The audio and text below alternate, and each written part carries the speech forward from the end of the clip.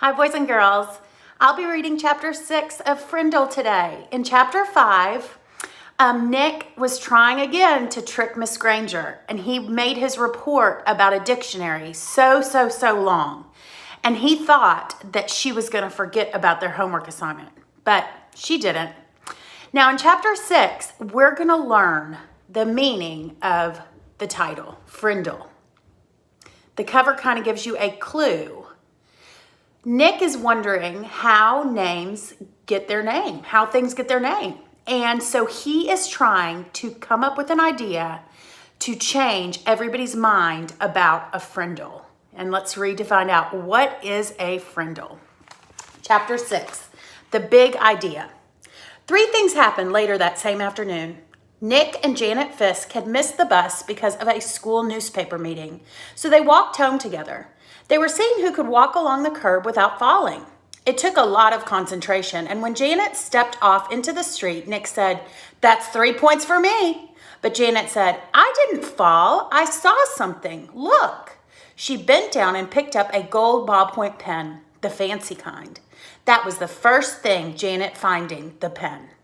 Then they got back on the curb, and Nick followed Janet, putting one foot carefully in front of the other on the narrow concrete curb.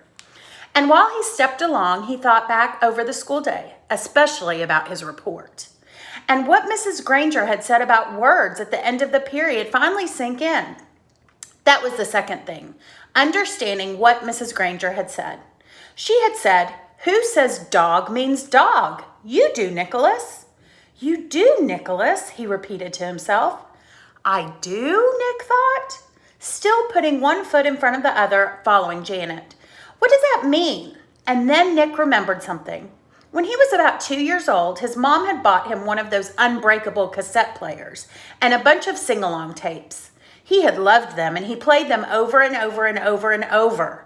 He would carry the tape and the player to his mother or his brother or his father and bang them together and say, "Gwagala, gwagala, gwagala," until someone put the cassette in the machine and turned it on. And for 3 years, whenever he said gwagala, his family knew that he wanted to hear those pretty sounds made with voices and instruments. Then when Nick went to preschool, he learned that if he wanted his teacher and the other kids to understand him, he had to use the word music. But gwagala meant that nice sound to Nick because Nick said so. "Who says gwagala means music?" "You do, Nicholas." "No fair," yelled Janet. They were at the corner of their own street, and Nick had bumped into her, completely absorbed in his thoughts.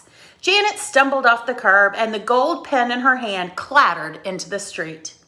"Sorry, I didn't mean to, honest," said Nick. "I was just watching here." Nick stooped over and picked up the pen and held it out to her. "Here's your..." And that's when the third thing happened. Nick didn't say pen. Instead, he said, "Here's your frindle." "Frindle?" Janet took her pen and looked at him like he was nuts. She wrinkled her nose and said, "What's a frindle?" Nick grinned and said, "You'll find out. See you later." It was there at the corner of Spring Street and South Grand Avenue, 1 block from home on a September afternoon. That's when Nick got his big idea.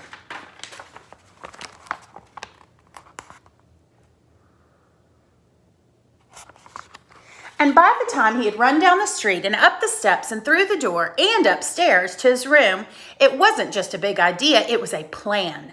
A whole plan just begging for Nick to put it into action. And action was Nick's middle name. The next day after school, the plan began. Nick walked into the penny pantry store and asked the lady behind the counter for a frindle. She squinted at him. "A what?" "A frindle, please, a black one." And Nick smiled at her. She leaned over closer and aimed one ear at him. "You want what?" "A frindle." And this time Nick pointed at the ballpoint pens behind her on the shelf. "A black one, please." The lady handed Nick the pen. He handed her the 49 cents and said, "Thank you," and left the store. 6 days later, Janet stood at the counter of the penny pantry. Same store, same lady. John had come in the day before, and Pete the day before that, and Chris the day before that, and Dave the day before that. Janet was the 5th kid that Nick sent there to ask that woman for a frindle. And when she asked, the lady reached right for the pens and said, "Black or blue?" Nick was standing one aisle away at the candy racks. He was grinning. Frindle was a real word. It meant pen. Who says frindle means pen? You do, Nicholas. Half an hour later, a group of serious fifth graders had a meeting in Nick's playroom. It was John, Pete, Dave, Chris, and Janet. Add Nick, and that's 6 kids, 6 secret agents. They held up their right hands and read the oath Nick had written out. From this day on and forever, I will never use the word pen again. Instead, I will use the word frindle, and I will do everything possible so others will too.